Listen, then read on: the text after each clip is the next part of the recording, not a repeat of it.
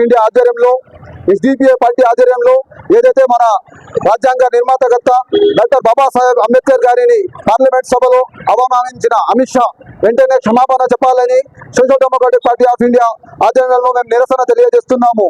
కారణం మనకందరికీ తెలిసినదే. ఏదైతే డాక్టర్ బాబాసాహెబ్ అంబేద్కర్ గారు మన ప్రపంచంలోకెల్లా మన భారతదేశం అతి గొప్పది, అతి విలువైనది అంటే దానికి కారణం మన భారతదేశ రాజ్యాంగాన్ని నిర్మించిన రాజ్యాంగ నిర్మాతకర్త, రాజ్యాంగ పిత మన డాక్టర్ బాబాసాహెబ్ అంబేద్కర్ గారు. అటువంటి ఒక మహా వ్యక్తి మీద ఏదైతే మన రాజ్యాంగం మనకు కల్పిస్తూ ఉంది, భారతదేశంలోని ప్రతి ఒక్క పౌరుడికి స్వేచ్ఛ, ప్రతి ఒక్క పౌరుడికి సమానత్వం, ప్రతి ఒక్క పౌరుడికి రక్షణ కల్పిస్తూ ఉంది, ప్రతి ఒక్క పౌరుడికి మాట్లాడే విధానం, జీవించే హక్కు, తమ మతాన్ని పాటించే హక్కు, ఇవన్నీ కల్పిస్తుందంటే అది కేవలం మన భారతదేశ రాజ్యాంగం. అటువంటి రాజ్యాంగాన్ని నిర్మించిన రాజ్యాంగ నిర్మాతకర్త డాక్టర్ బాబాసాహెబ్ అంబేద్కర్ గారు.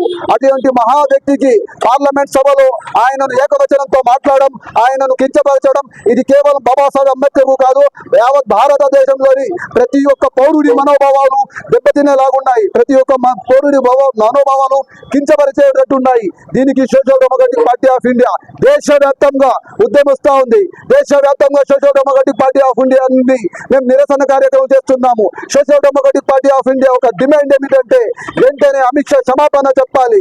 అమిత్ షా గారి ఆలోచించాలి, ఆయన యోగ్యత ఏమిటి. రాజ్యాంగబద్ధంగా ఆయన ప్రమాణం చేసి కేంద్రంలో ఈవీఎం మిషన్ ట్యాపరింగ్ చేయడం ద్వారా ఆయన అధికారం వచ్చింది. లేకపోతే ఆయన ఇది పొజిషన్ ఏమిటి? ఒక రౌడీ షీట్. ఆయన ఒక నేషనల్ లెవెల్ గూగుల్లో సెర్చ్ చేస్తే ఒక గుండా అమిత్ షా. కానీ డాక్టర్ బాబాసాహెబ్ అంబేద్కర్ గారు దేశ విదేశాల్లో చదివి డిగ్రీ పట్టా పొందిన ఒక మహా వ్యక్తి, రాజకీయవేత్త, మన భారతదేశ తొలి న్యాయశాఖ మంత్రి కూడా ఆయన. అటువంటి వ్యక్తిని ఆయన అవమానించడం మేము తీవ్రంగా ఖండిస్తున్నాము. వెంటనే అమిత్ షా రాజీనామా చేయాలి. దేశ ప్రజలకు ముందుకొచ్చి ఆయన క్షమాపణ కోరాలి. అలా లేని పక్షంలో ఈ రోజు ధర్నా చేస్తున్నాం. రేపు ర్యాలీలు చేసి పెద్ద మహాసభలు ఏర్పాటు చేసి బీజేపీకి తగిన గుణపాఠం చెప్పడానికి ఎస్డిపిఐ మైదానంలో 24/7 రెడీగా ఉంటుందని సభాముఖంగా మేము తెలియజేస్తున్నాము. జై అంబేద్కర్. అంబేద్కర్ గారి ఆశయాల సాధన కోసం మేము కృషి చేస్తాం. జై ఎస్డిపిఐ.